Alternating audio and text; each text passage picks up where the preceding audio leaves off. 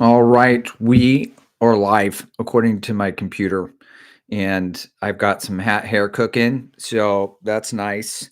Sergio, has got the $15 cut, still looking sharp. So when I was typing out the live stream in the details at chat, auto corrected to love stream, and I thought, well, that's a different channel. It's different. Not so sure we're gonna do any love streams anytime soon. Swiper, no swipey. No, we don't. Not here at Running Shoe Talk. We're going to be talking about running shoes. Also today, I want to talk about the upcoming Houston Marathon, the Austin International Half Marathon, which I will be running. See if anybody here is running either one of those. We can talk about that as well. And then, of course, we're going to be talking about running shoes. Now, if we get a bunch of people in here, a bunch of slackers coming off of work, don't want to work, and they just want to slack off, we'll be talking about running shoes. Put your running shoe questions in the chat, and maybe the community will answer all of those questions. And then if not, if we only have a few lads in here, then as the thumbnail indicates, I will cover whatever current shoes I'm running in this running shoe rotation. I put 12 shoes, but it's a recycled thumbnail. I don't even know if I'm running in 12 shoes. I just running shoe rotation. But we can cover that. Also on the other channel, so Midlife Runner, today I posted an interview that I did with Ryan Miller. He's a two-time Olympic qualifying time runner. He ran the time trials one of those 2 times. Interesting story. So go check that out on Midlife Runner. He also got into ultra running. He's coached by David Roche, who's popped up in the mainstream media a lot this year. And he's a coach. So I asked him some coaching questions as well, as I do. So go check that out. Cue it up for your run and support if you want to listen to more running talk. If running shoes this is not enough, you sickos. I've got a Chicago cup. Is this a Starbucks cup? It's probably a Starbucks cup. One of those You Are Here ones. I got a couple Chicago ones from that trip. Does it bother you when people eat and drink on like Ko is the only one, like Fuzi's the only one that can eat on one of those like mukbangs where that mukbangs that like it doesn't destroy my ears. When I hear other people, like I have to pull out my phone and switch to a different video if I hear people eating. On that note.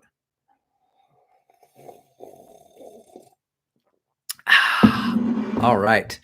So Melinda's in here. She says, "Hey, Midlife fam, finally catching it live. Yes, I just got my New Balance Elite 4 NYC colorway. I'm a 5-hour marathon runner and hope to use these shoes. Just walking around the house, they feel good. Awesome. Yeah, no, those shoes are so fun and bouncy. I think they're marketed like, and I don't believe in the run when they reviewed it, they're like, hey, if you're just getting started into marathoning or you're going to be out there for a long time, run in these shoes. And I agree. And I overhyped the SC Elite V3, but I do have to do a follow-up video for that saying I was wrong, but it's a fun shoe. I really like those shoes. All right. So is anyone in here running Houston or the Austin International Half? Or if you're catching this later in the week, but still before those races, put in the comments what you're running and then like your goal time and your bib. I know that I saw on Strava Kafuzi set up a run when I ran Houston last year and I caught a run, like Kafuzi Run Club run. So I imagine any people, he's running the half. I know my coach, Matt Fox, is running the full. I know that there are a bunch of elites trying to break Ryan Hall's American record in the half, like Connor Mance and Clayton Young.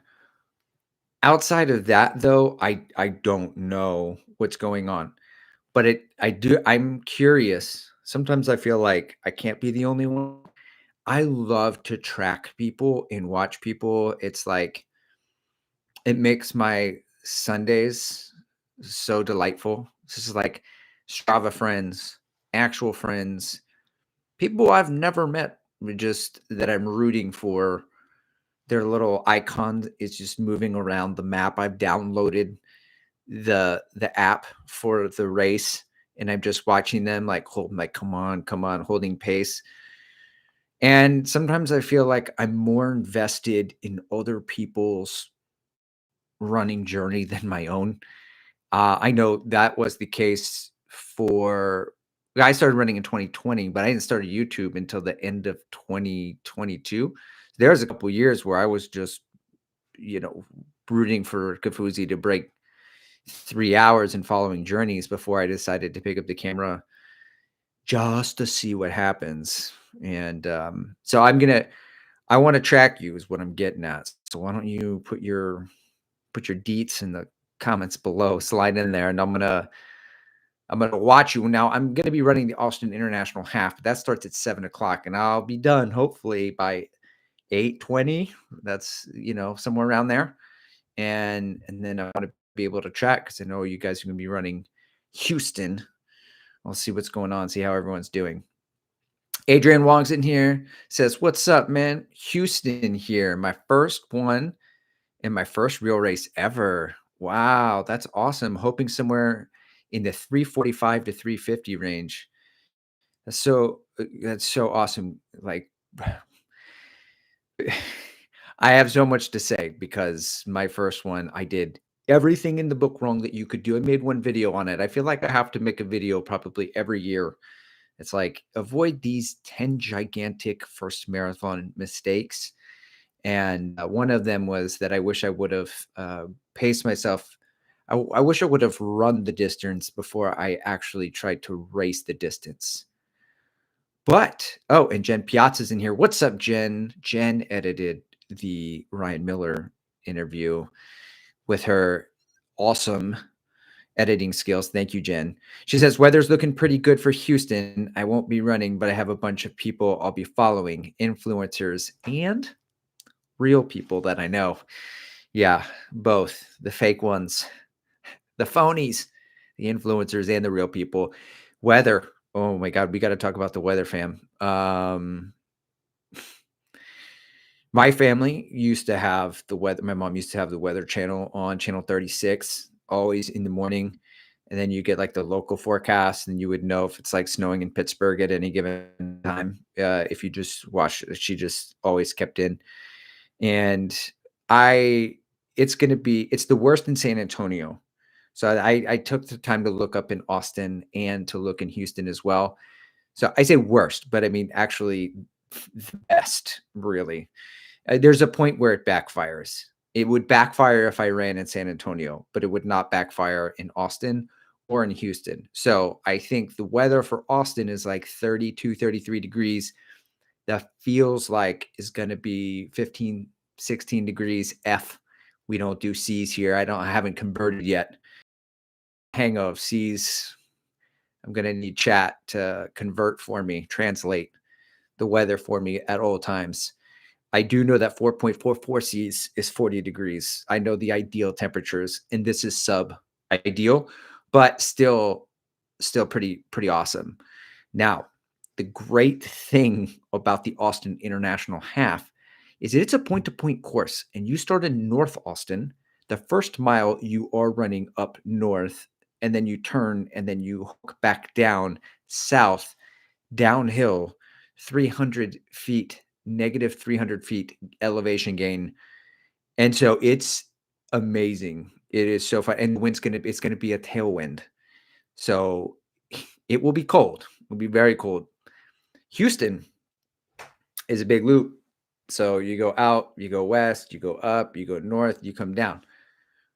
It's going to be at your back from mile, I don't know, probably 17, 18, somewhere around there. You start turning and heading back downtown. So on the tail end of Houston, it's going to be good. You're going to have the tailwind. But to start, ooh, it's not, I think it's 5 degrees warmer in Houston. So it won't be as bad, but I do think it is. Get ready to hear the complaints, guys. Excuses. I will have no excuses because I don't. I have no legitimate excuse. It would be like, okay, I had cool temps and the wind was at my back. Everything was set up to be successful. So, but you, people from Houston, you're going to hear a lot about the wind, I bet. So, Stevie76 is in here. What's up, Stevie? He says Matt Fox's wife is running the half too. Oh, yes, Reem is running the half. Pano says lots of YouTubers run the Houston half. They do, those damn YouTubers. I will say it is the best local race down here, and it's 3 hours away, but we call that local because I've got Austin, I've got San Antonio, and we've got Houston, and Houston's the flattest. The Woodlands is north of Houston and flat also, but that's like the first week that humidity blows in, and it's kind of cruel. They should move it to like the last week of February, in my personal opinion. Stevie76 says Mika and Adam Wood running the half. Oh, that's cool. I saw the first third of some video from Adam Wood where he was like, now that I've run a 220, here's what's next. And I fell asleep, but I was just tired. It is not anything that he did or said. Stevie76 says cold front is blowing in Saturday night. Winds from the north. It's so good. Couldn't draw it up better. This is back-to-back years where the weather's been nice. And then I don't know, a couple years ago, that's the last time I ran the Austin International Half when it was called the Austin 3M, and the weather was just 4.4 Cs. It was perfect weather conditions on that day too. So we're rolling with a lot of good weather here. So anyway, if you are running those, don't forget, guys, just put your bib number if you feel like being stalked and into the comments, and then we'll follow along and throw some spirit fingers your way. Some really good to great vibrations. It just, want to be able to root for you. That's what it's all about. All right, let's see. I will say though, I root for almost everybody. There's some people I don't root for, and that's the people who get PRs every time, just nonstop for like 5 straight years. I can't relate. There needs to be like a humanness for what's happening here. I need a little bit of failure. Okay, you get a fall on your face once, and then in a recap video, I don't need to see tears, but just like, okay, a little bit of grief. Now I'm in your corner again, and now we need to go PR. We need to get this thing together. Even though you're going to do all the running, I'm behind you. I support you. But yeah, some people, it just seems like they just PR every time. So yeah, can't relate. Stevie76 says kit breakdown. Well, I am running in the Kafuzi Run Club singlet. No, it's going to be too cold for that. I think I've determined I was going to wear the bright orange not neon orange, but the highlighter orange long sleeve race shirt that I got from the Austin 3M 2 years ago. And then the shoes I'm going to run in those embargo shoes. I've done 2 workouts in those. I'm going to put them to the test for the half, possibly also Boston. And then after that, like that's it. So we'll get to that in the race shoes, and then when the shoe rotation breakdown, I can't say what the shoes are, but it does throw a wrench in my running shoe rotation plans. So, all right, yeah. Somebody asked on Strava yesterday what the goal is for the Austin International Half, and I'm running by feel. I don't really, and because I honestly don't know what I'm capable of doing, and I've looked at the data on some of the runs that I've been on. I'm trying to run by feel more and more and more and more each year. This last couple of years anyway. And some days I feel like I'm running threshold effort and it's 552. It's like low 550s. And then another day, like this morning, I set out to do 2.5 miles at half marathon pace. And it was like was a half marathon effort, and it was like 6:15. So I was like, okay, so like it's a pretty wide range, and I just we'll see. I feel like it's day to day. Just wake up and body's fatigued or there's stuff going on. I'm not really sure. So I don't know. We're gonna run by feel, man. We're gonna see what happens. My PR is 1:23:58, and that was a 6:21 pace on my Stravers, and I think that's close to my marathon pace now. So I'm definitely by how much or what pace translates to what time because I'm going to uncharted territory. So we're just going to run by feel. We're going to have a good time. See what happens. So Alex Dominguez is in here. He says, greetings from Miami. Glad to join today's live stream while dealing with runner's flu. Oh, that sucks, man. I'm sorry to hear about that. What's the runner's flu, though? Is that the regular flu, but I don't know. I don't know runner's flu, actually. Adrian Wong's in here with the bib number. All right. It's for those following B56 to 88. Not sure entirely planning on wearing, was considering wearing sleeves. Any take on that? I think the general consensus is you wear a singlet up into freezing. And then like if it's freezing, then you probably and it's gonna be feeling like freezing. So what I did last year, and it was 40 degrees and like just high 30s, low 40s. At the expo, I bought the sleeves, the arm sleeves. I never wear arm sleeves, but I bought the arm sleeves. And then I also bought, or I took uh, like a beanie or something, and then I had gloves. And I just peel layers as I go. So, but biggest mistake I made in Chicago, I wore a jacket over to the start line. It didn't pick up my bib, and so it gave me the gun time. So I will say this: don't wear a jacket over your bib. But other than that, I would just peel it off as I go, and then just toss it. If you start to warm up after a few miles, you're going to be out there for a while. So it's probably, especially because if the wind's hitting you at the front in Houston for the first half of the race, then you definitely would want to make sure you're layered up enough. So Alex Dominguez is in here. He says, really enjoyed your interview with Jeremy Miller. Thanks. LOL. Yeah, I made it a point to make sure to not say Jeremy Miller the entire time. I don't watch a lot of, I'm not sure if I've ever even seen a Jeremy Miller video. I've seen him peripherally in other people's video, and I know he's a big Instagram guy, and then he's out of Austin, but I don't watch him. And so, but I know of him. It's like, just don't call this Jeremy Miller, and just make sure I say Ryan every time. So I wrote it. I wrote it down every time I had a question. I asked him a question.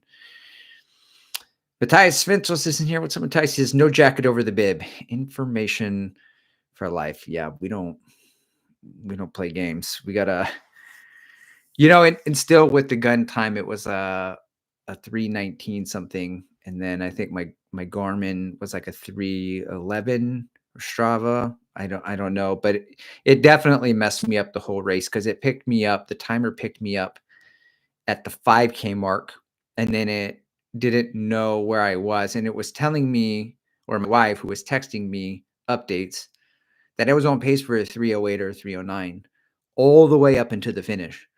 And so I was using that intel to kind of stay and not push because I was like, cool, I can break 310 and qualify for Boston. But I crossed and it was 311 and 4. And it wouldn't have mattered anyway because I would have to use the gun time, and the gun time was 319. So I was far off. Anyway, Alex Dominguez is in here with a little bit of clarity on the runner's flu. He says it's basically a simple bug that you catch after a monster session, typically a race. Your body becomes so depleted that you're susceptible to catch anything. Oh, that's what Floberg had for like a month last year then, huh? The runners flu. Never heard that. Ouch. All right, cool. Well, let's move on to some running shoe rotations. Not like I said, I'm not sure if it's actually 12 shoes.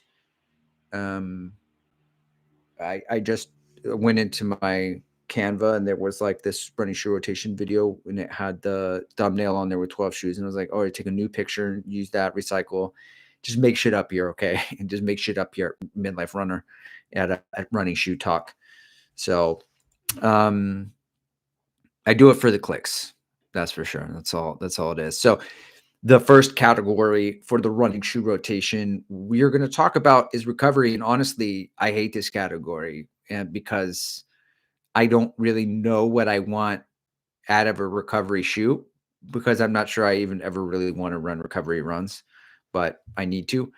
So I know what I don't like in a shoe for a recovery run, and that is the softness. So let me know what you prefer in a recovery day shoe.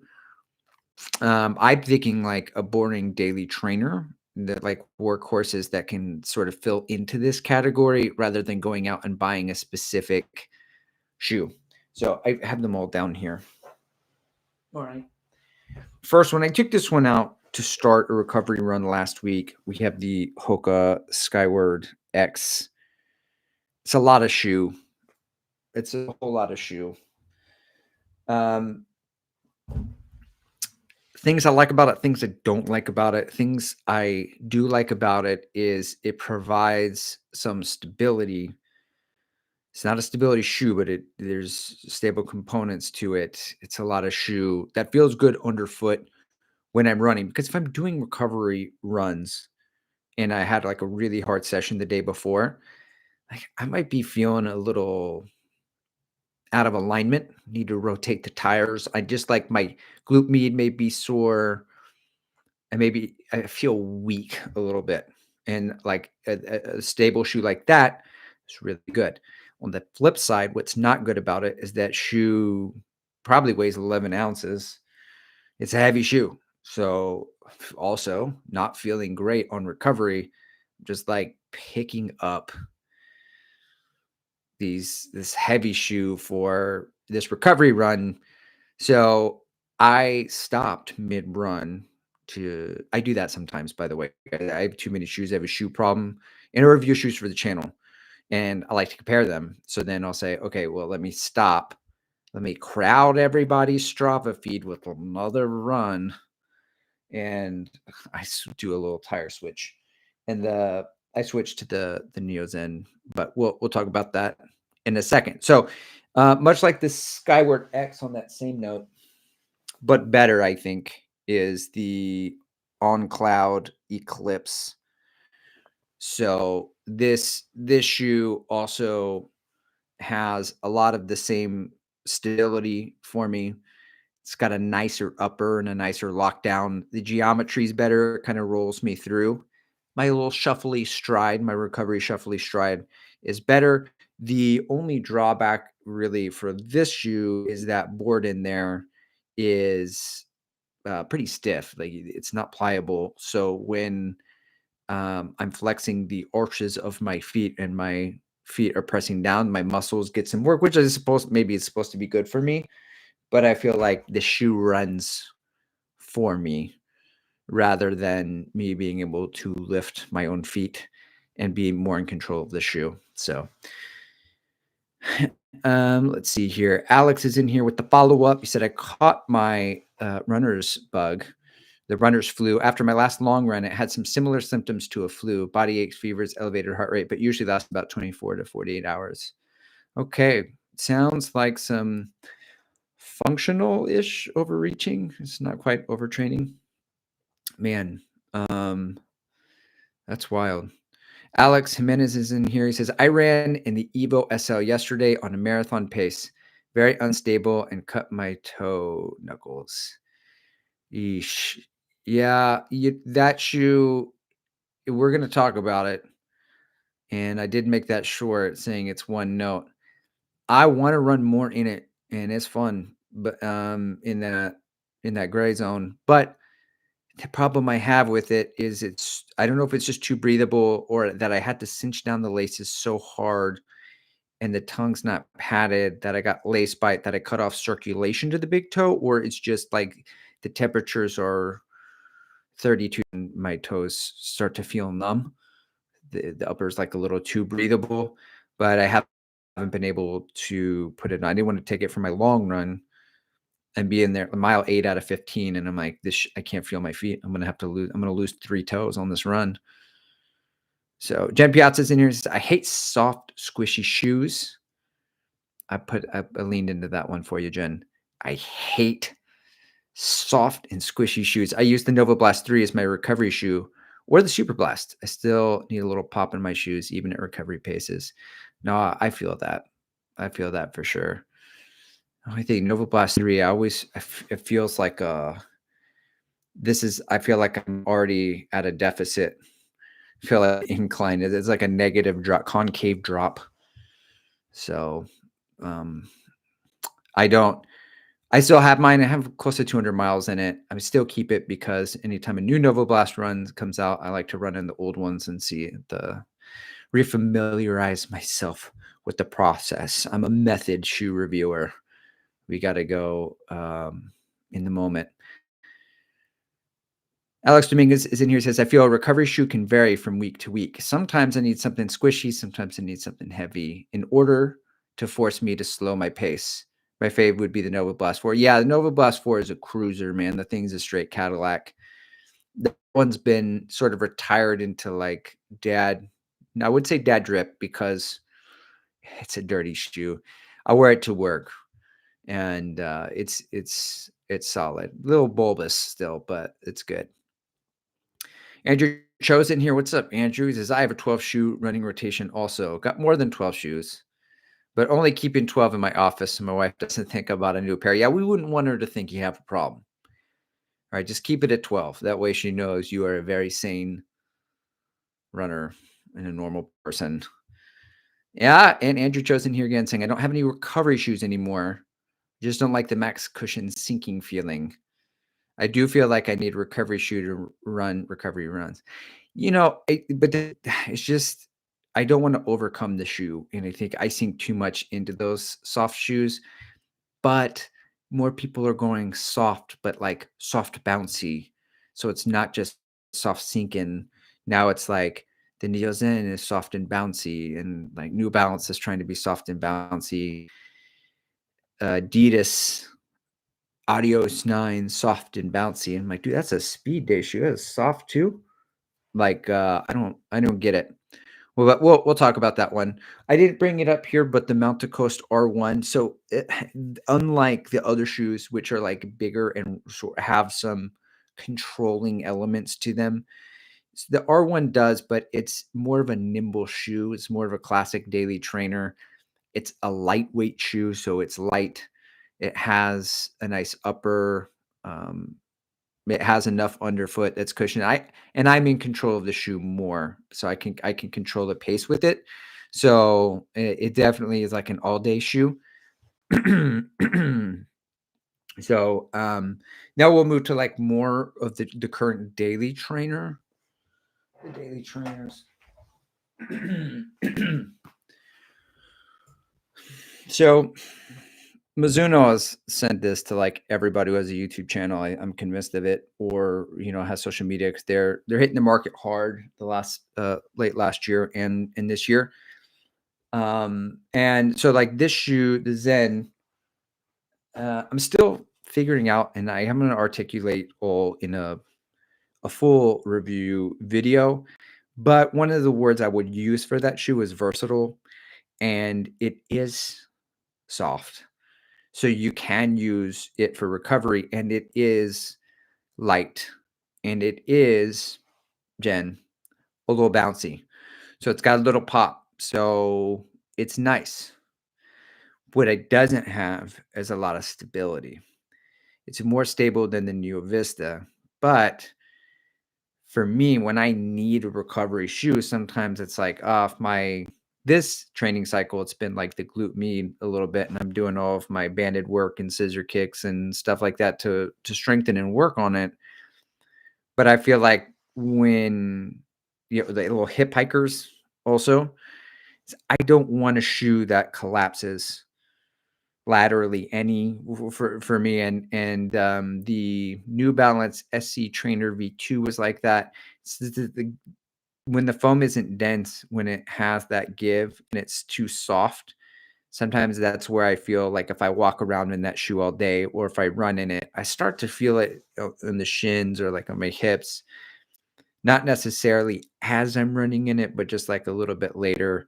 It's like, oh, my body was working to compensate for that particular shoe. So maybe I just need to run stronger. Maybe to be a stronger runner. I could tackle the Zen in it. Um, so, all right, let's see what we got. Oh, yeah, I got a new shoe, as one does. Got this one off the Supwell app. This is in my daily training category. This is going to be Brooks. Haven't tried a Brooks since the Brooks Levitate 2 or something like that. So this is the Hyperion Max 1. You guessed it. Supwell app, $25, $25, guys. Of course, it has like 80 miles on it, but it's $25. And I got it because the doctors are running. Andrea did her year-end review, and we have similar tastes because we probably have similar stride running mechanics. She liked the Hyperion Max 1, which then got sort of upgraded with the Hyperion 2, not the Hyperion Max 2, but the Hyperion 2. They're very similar. That's my daily trainer for up tempo. And I took it for one run. So Steezy, my Steezy running shoe. I think it feels great. It does feel like kind of like a classic shoe. You know, it's a little bit better than a Pegasus, but it's fun. It's lightweight. The energy return is not super bouncy, but there is energy return from it. So like, I really like that shoe. My question with it will be probably be durability. Like, I think that's one where you hit 200 miles in it and you're like, okay, time for a new shoe. Like, I don't think that one's going to go much past 300 miles, depending. Now, am I going to take it to 300 miles with as many shoes as I own? No, probably not. But that's a shoe. I'm trying to try Brooks this year. And at $25, we're trying Brooks. So when the Hyperion 2 goes on sale, I'll check that out. I do want to check out some other Brooks shoes this year as well. But yeah, that's my daily trainer when I'm going to put a little zest into it. But I probably won't do workouts in it because I have other shoes. Okay. And that would have replaced, so that $25 shoe is going to replace the Evo SL. So now we'll talk about the Evo SL, which sometimes gets put into the daily trainer category for some people. And I would not put it. I'm going to run daily miles in it just to get it to soften up a bit. And then, but I'm mostly going to be using it in gray zone. And like I said, I had a long run of 15 miles where 10 miles were easy and the 5 were going to be into that gray zone. So it would have been perfect for it. But I just didn't want my toes to fall off or freeze while running in the shoe. So, and I know Chris Sagasu just came out with a couple videos back to back on it. One about it being a lifestyle shoe, and then one was a review of it. But I will continue to use it kind of as a tempo shoe, and I'll alternate it with like the Brooks Hyperion shoe, so that they're the fun zone to steezy runs. Those are like my favorite runs to do, the MAF runs. But here's the problem. I'm committed to running easier days easy this year. So I'm not going to be running as many of those. I might have like one a week in this speed block. And so it's made me sad. Let's see here. Alex Menes is in here. Says, I've been running with my Apple Watch Ultra. I've been a runner since COVID, but I'm tired of it. Thinking of switching to a Garmin 265. What do you recommend? I charge my Ultra every other day. I think Coros is the brand that you only charge once a month, and that thing just like lasts forever. I have the low end Garmin. I don't know if it's a 245, 265. I imagine if you just said 265, that I have a Garmin 265. And I charge this thing about every other day or every third day or something. So I do charge it a lot. It doesn't have a great battery life, but I'm never going to switch unless Koros calls me up, which they tend to call people up and say, hey, we want to send you a watch. Do you want to check it out? Take our Koros fitness test and make a video about it. So if that happens, I would try Koros. But other than that, I'm a budget buyer. Bought this. We got this in Christmas in 21 or something. The one I had before this was like a Garmin 45 that I got off Facebook Garage something back when Facebook was the thing. I don't know. Year when I first got into running in 2020, and I got it for like $50 or $65. So Andrew Chosen here says Hyperion Max is firmer than my liking. I guess it's good for speed. Yeah. It's got some ground feel. It's firm. I do enjoy that feeling. It on the opposite side of that, if you are a mid to 4-foot striker, the Zen, unlike the Neo Vista, has some bounce and some nice cushion up front. Whereas the Neo Vista would collapse, this one doesn't. And I know it's like a TPU foam versus like an EVA, nitrogen infused EVA foam. So I know the foam changed, but and then underneath there's some stuff that changed. But anyway, that's the Zen. We're not talking about the Zen. We're moving on the Cincinnati. All right, yeah, other Tempo shoe. So I'm just gonna have to force myself to alternate whether I like to alternate or not between the Evo SL and the Zoom Fly 6. So like I'd like to be in a spot where I just say, hey, I'm gonna let my hand do the picking. I'm just gonna walk in and just reach for a shoe. What I feel, what my legs feel like running in today. But I have to get these shoes to certain miles, and it's kind of like, all right, well, non-plated versus plated. Let's give it a go. Now, this shoe, the Zoom Fly 6, I made a short for this channel. This is starting to do some shorts just to get content out there, rather than waiting to make the whole video of me sitting into a bunch of shots telling you about a shoe. Kind of as the updates happen, like if I made a first impression video, but it's evolving rather quickly, rather than waiting for a 100-mile review in a year or 6 months, I'll just be like, hey, here's what's changed about the shoe. So the Zoom Fly 6, I took it for a long run, and I took it for, there's some speed inside of that long run, and it felt great at the faster paces. I think it's a straight tempo shoe. You can do long runs in it. I actually saw a video of someone saying that they like it with long runs with like marathon pace or faster work in it. I don't. I like it for tempo work straight up. I'm going to use it for this, like my threshold day shoe, half marathon pace, threshold 10K. For long runs, that's my biggest gap. It's the gap I have. But we'll get to that too. Let's move speed day. Ain't no 2-shoe rotation about it unless someone's going to send me some shoes, a company, because I'm just rolling with the Takumi Sen 10. This one did get over 50 miles. The foam softened a bit, and it's feeling really good. Full-length carbon rods, nice and stiff. Ironically, also a great tempo shoe, whereas like the 8 was like straight speed. I think we could do speed here, and we could do tempo with the Takumi Sen 10. It's versatile. If I had to pick one speed day shoe to rule them all, it would be the Takumi Sen 10. And the way I think maybe, I don't know if it was Matt Beyer, somebody was saying the problem with the speed day shoe is like it's 5% of my runs. Like I don't, if I do some intervals on Tuesday, the classic interval workout, and it's 3 to 4 miles worth of work, I put in 8 miles for the day. That's one run. And then let's see how many, that's 3 months to get to 100 miles. Like the shoe, I'm going to have the shoe for half a year, at least a half a year to a year. And if I rotate, I don't need a bunch of 5K, 10K racers. And sometimes I like to take out the actual racers, not the 5K, 10K training shoes.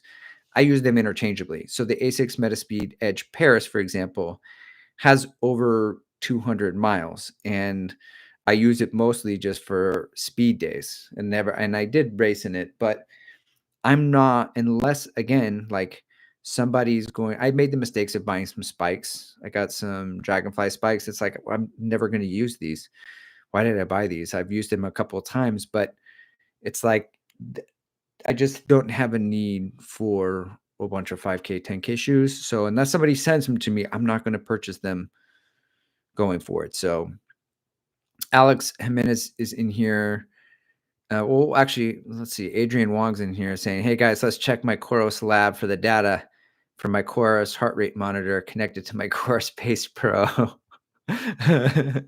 Oh, Coros all the way. Coros sponsored through and through. These glasses are Coros actually, and the battery life is great on them. I can still see far into the night. Alex Jimenez says, "I love firm shoes. Adidas Evo SL Nike Peg 39 is the only non-plated shoes I have. I have the Puma Deviate Nitro 2, Zoomfly 6, and a bunch of race day shoes, but I just love running on firmness." Yeah, I would err more on the firm than the soft. I do like bouncy shoes, but when it comes to soft or firm, I would rather err on firm. So Luis Becerra is in here. Hey, he made it. Luis, what's up? Hola. ¿Cómo estás? Bien, bien. ¿Y usted? Andrew Cho. Okay. That's at Alex. All right. So long run shoe. Another gap because I don't have a long run shoe. Usually I use the old race day shoes from years prior. Mizuno sent me the Wave Rebellion Pro 3, and this thing's got 61 millimeters of stack right where the most foam is. I've never run in more foam than that. It's too much foam for me. But how I'm using it right now is that I'm in a speed block doing 5K, 10K, 1 mile, whatever, fast stuff. That's the priority, which is one of the reasons why I'm taking my easier days easy to rest the legs. So there's a long run on the weekend, and we alternate that long run. And by the way, it's taking me forever, by the way. I have a 14-day training cycle video coming out soon. It kind of like goes through and then we drop in every day. So it's kind of a long video. There's lots of jokes in there, Luis. Okay, I kept them in there for you. But I'll make chapters. So you can skip ahead. You'll be like, okay, cool. Now I know what happens on Monday. He eats a bagel. Tuesday, what's going on Wednesday? Great. All these things you can kind of see. You will see in there when it gets to the long run portion of the video that the long runs alternate. They were 90 minutes to 100 minutes. One week it'll be time on feet. The other week it would be 60 or 70 minutes easy, and then 30 minutes picking up the pace, LT1, whatever, just a little bit of stuff there. But since the long run isn't a priority because I'm not in a marathon training block and what I need is fresh legs, this is my marathon shoe because it's got 61 millimeters of stack right in the middle. So I definitely will feel a little bit fresher and better and taller. And that's, as we know, it's a short king. We take any advantage we can with the height. So, and Stevie 76 confirms this. He says Tom Cruise wears the Wave Rebellion to look taller. It's a known fact. He does. He does. It would be really awesome to watch him doing that scene in Mission Impossible 3 where he's like running, you know, this classic Tom Cruise run, but he's just got these Wave Rebellion Pro 3s on. It would be much faster in that shoe.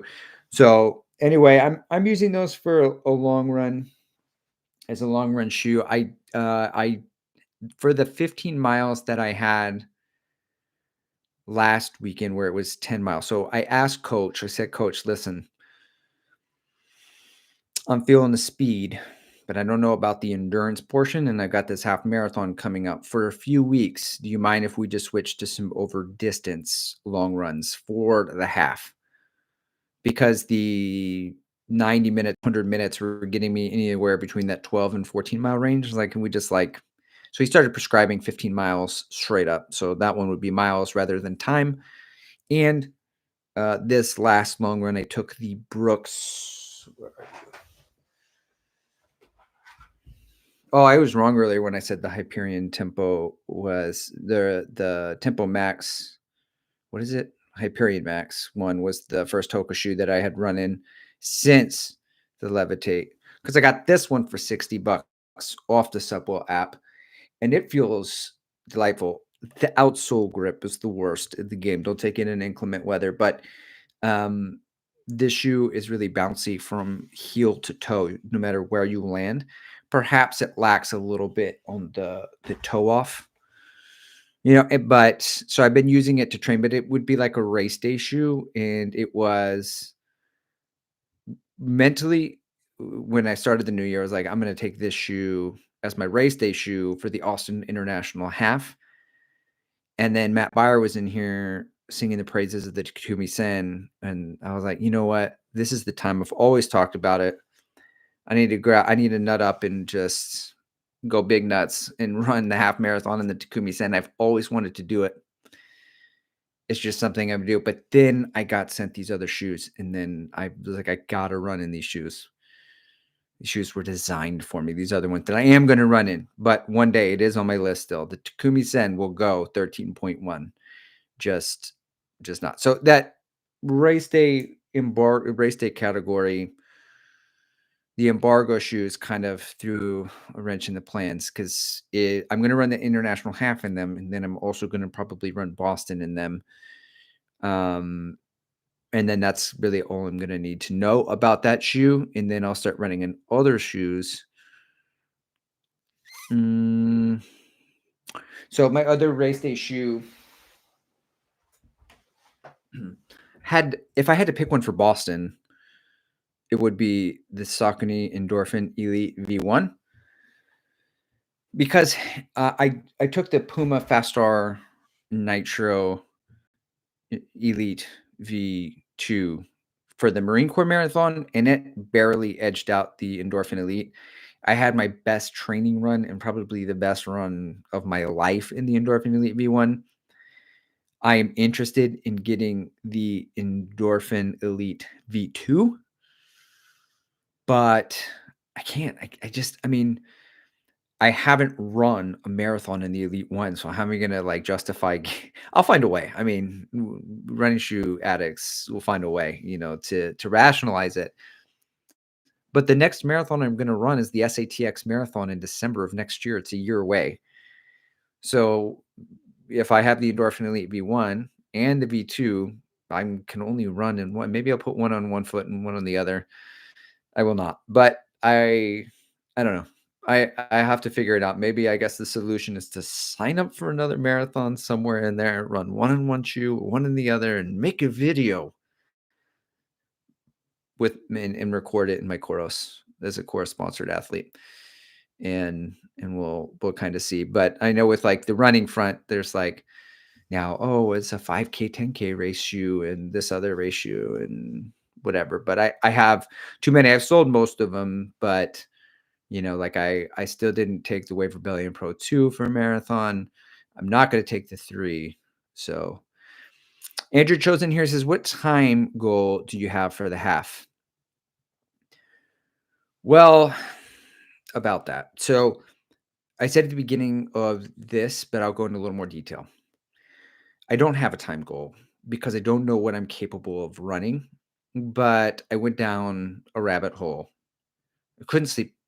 I mean, I usually sleep really good, but I had this thought as I laid down, and then I didn't want to sleep because I wanted to know this information first. It didn't keep me up.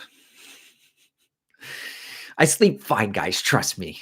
I got on Strava, and I wanted to know. It's like I don't race a lot, but I started getting this idea for like the VDOT calculator, the Jack Daniels VDOT calculator. Like, am I slow twitch? Am I fast twitch? Usually they're like, it doesn't matter. You train them both. You train this stuff, blah blah blah blah. And I'm like, yeah. But I I feel like I'm slow twitch, but then everyone feels like they're slow twitch who's an endurance runner just about. How would I know? I got to check this out, right? But I could use the V dot. If I could use the V dot, then I would know because then I could look across a range of paces. Then I thought, when did I run a bunch of races? I don't run a lot of races, but I had this coach, Hernan, who ran me a bunch of races the leading up to the Houston Marathon last year. So Thanksgiving in 2023, I ran a 10K, somewhere around there. And it was supposed to be paced at a 620 to 625 10K, like a workout. And then I ran a half marathon as like the tune-up race the first week of December. And then the second week of January, 6 weeks later, I ran the Houston Marathon. So 302.24 is what I put into the V dot. And then I tried to extract what I could run and what I ran. It says that would be the equivalent of a 127.30 half. And I ran a 127.04. The chip time was like a 128, but like how fast I covered the distance. And then, then that other one was a chip time too. So I guess I should have used the covering the distance. Anyway, because the 10K that I ran at the track covered exactly 10K, there was no tangents that I did not run correctly. And I ran a 39:37. And it said I could run a 39:31. What all of this means is that I overperform at the longer stuff based on what I run on the short stuff. And then my coach asked me, he's like, "Hey, how much more could you have run on that 10K? How many more laps?" I'm like, I dry heaved. I never dry heave. That I couldn't run one more lap. And I held pace. I held the pace all the way through. It's very consistent, but it was suffering. The last 2 miles were miserable. It's like, so then we went and started working on threshold more. But like, yeah, I'm endurance monster through and through. And so how this relates to the Austin International half is like, I don't kind of know what shape I'm in, but what I want to do is run this Austin International half. No, okay, cool. That's the starting point for the Boston build, which would be like 13 weeks, take a week off, then I have 12 weeks to build towards it. Where's my starting point? This will be indicative. Now, the Austin International Half Marathon is a total cheater's course. Not just because the wind's going to be at our back, but it's negative 300 feet of elevation, just point to point. It's a great time. I recommend it for everybody. It's like the Jack and Jill or the Rebel Series marathons of half marathons. It's not legitimate. I mean, it's a legitimately good time, but I mean, it's not like I can tell people if I run under 120, like, I ran this, whatever. It's like there's a couple seconds per mile that you're going to get from the elevation. So Matt Byers in here, he says, finally made it on long meeting today. Matt, I feel like I've been talking about you this whole time. Maybe your ears were ringing. You're like, he must be talking about the Takumi Sens. I'm gonna have to hop on there, get on that live stream action. But yeah. So Andrew, to follow up, here's the deal, man. And for those who don't know, Andrew was going to run Marine Corps also with me and Joshua Hubbard. And that's the thing that got me thinking about the whole slow twitch, fast twitch. Is like Joshua Hubbard's a really fast guy. If you guys don't watch his channel, please go subscribe to his channel, watch his videos. He did something called the Blue Jean Mile. And the Blue Jean Mile is like you run a mile in blue jeans as fast as you can. And he ran like a 5:01, and we're relatively the same fitness, except I can't run a 5:01 mile PEDs, double injections in the ass. I still can't make it 5:01 with rabbit tights on. It's not going to happen for me. And yet, and then he's somebody who's really good at those 5Ks and those shorter distances, but struggles on the longer distances where I don't have that problem. That's what got me thinking like, oh, well, maybe he's on that side and I'm on this side. And what is that? And it just got me, like thinking about it. But Andrew, what I was going to say is the other reason why I don't want to set an expectation is that I don't actually know where I'm at, and what I've done in the past in the last few years is like, I think I could run this. I don't know if I can run that or not. So then I just have this thing. So like if I'm like, I think I can break 120, and then I go out and I crush my PR by 3 minutes and I run a 121 or like a 120.46, and then I'm disappointed. And then I'm like, oh no. Or like, then I try to figure out what pace I need to hold to do that. And then I start overreaching on my pace and burning myself out rather than running by feel. It's overcomplicating it. And I've done that in the past. So I'm going to run by feel. And then I'm pretty good at math. So when I cross the 10K, when I cross the 15K, I'll have an idea of ballpark of where I'm at. And if there's a nice round number in it that's really sexy that I can tell my wife who doesn't care what that number is, then I'm gonna buckle down, knuckle the fuck down. I love when people say that. Sorry for cussing, but just like when I'm watching a YouTube video and it's just like this really nice guy and he's like, it's time to knuckle the fuck down. I'm like, oh, oh, he's so hard. Anyway, guilty pleasure of mine being able to say that. Oh, please don't unsubscribe. Andrew Cho says running by feel sounds like a good plan. Yeah. Oh, there was a shoe question. This whole thing is here for shoes, and maybe we'll end shortly after this. Alex Menace in here says Alpha Fly 3 or Adios Pro 4. I love the Alpha Flies. I have 1, 2, and 3 in every colorway of threes, but I've been itching to try out the Adios Pro 4. Well, the Pro 4 is, I think both of those shoes are very aggressive shoes, and they're better at, I think the Alpha Fly 3 is more aggressive. I think you can just zoom like fly on that thing. Like it's terrible. Sorry guys, that was unintentional. But like to me, the Alpha Fly 3 felt best at like mile pace and 5K pace. And then it was like me thinking, oh, well, the elites are running at that speed, and maybe that's why they just love it that much. But the Adios Pro 4 is also kind of like a sneaky firm shoe that works better at like 10K and 5K paces than like marathon pace. So the Pro 4 was a little bit firmer I don't know. It's tough.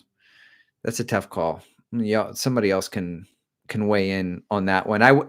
If all things being equal, I would take the Alpha Fly 3 if, as much as I said it was overrated. But I will say also, guys, Andrew Cho has gotten his hands on the Endorphin Elite V2. So they had that limited release in last year, and it sold out immediately, of course. And he got his hands on a pair, and he says Elite 2 is really soft, and there's great energy return. Softer than the Adidas Adios Pro 4. Oh, Adios Pro 4. I thought you were thinking about the Saucony Pro 4. I can't weigh in on the Adios Pro 4 because I have not run in the Adios Pro 4, and I'm probably not going to get the Adios Pro 4, and Adidas is probably not going to call me up because of all the cussing, and they're definitely not going to send me shoes because I'm not on brand. But I've heard really good things about the Adios Pro 4, but I haven't heard really great things about the Adios Pro 4. Like this is how I buy shoes, guys. Most of the time, I'm not going to spend money on a new shoe. I buy last year's shoes. I'm a budget buyer through and through. That's why I'm on the Supwell app, the marketplace. I do get to support Joanna as well. But like, it's like I get shoes for $25. I got the Brooks Rocket X2s for $60. If I'm going to buy a new shoe, everyone's going to have to tell me, like, one, I'm going to have money. And two, you're going to be like, you got to get the shoe. That's how I ended up with the Neo Vista and the Skyward X. Because those came in around the same time last year. There was money in the budget for it. And people were like, you got to run in these shoes.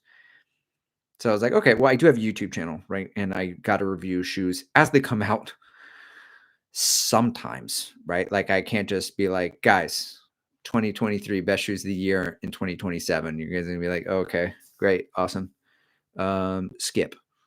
So, Frank's in here. He says, I feel like you should be targeting smaller races to hunt for an AG podium, age group and whatnot.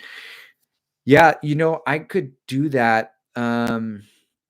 The guy I interviewed today, Ryan Miller, the 214 guy, he's going to run the SATX marathon. So that scratches me winning that. There's a handful of like really fast sub 230 guys here in town. And then there's like some sub 240 guys. So, it's big cities, some fast guys here. But I will say I do want to take advantage of the weather. And I was thinking like, to that point, if I run this half, then I'll have a good idea of where I'm at. And then there's this Run the Alamo race, marathon, half marathon, 10K, 5K, the first week of March. It would be about 6 weeks away from the Boston. Maybe I could do a 10K there. And then I would have the data to see which shape I'm in. I would say, oh, here are my plot points for Houston in 2024, 10K half marathon, marathon. Here are my plot points for right now. Here's my 10K half marathon. And then I would have a good gauge of what I could run in Boston potentially and kind of go from there. So Andrew Chosen here, he says, yes, so softer than Zoom X. That's crazy. Stevie76 is in here and we'll end this here. He says, you're only blocked if you cuss in German. Sweet. I don't know German other than Nein and Sprechen Sie Deutsch. And so then we're safe. And I'm not blocked or canceled. We've made it to the end of the hour, guys. I will have the 14-day cycle video out next, hopefully by Sunday. And then I'll do a race recap. I'm going to, you know me, I'm going to bring the GoPro every time. Sometimes I think about not doing it. My wife's like, you're not fast. Like what? Who cares? Like, just bring the GoPro. Like you have a channel, so people want to see. So like, what do you know what I mean? And I was like, yeah, that's true. I'm not going to make the Olympics, so I'll bring the camera like last time, and we'll film it, and then I'll have the videos out next week on how that went. So, is that a GoPro in your pocket? Says Stevie76. It is indeed a GoPro stick as well. So, all right, love talk, love stream is over. Yeah. Thanks for stopping by, guys.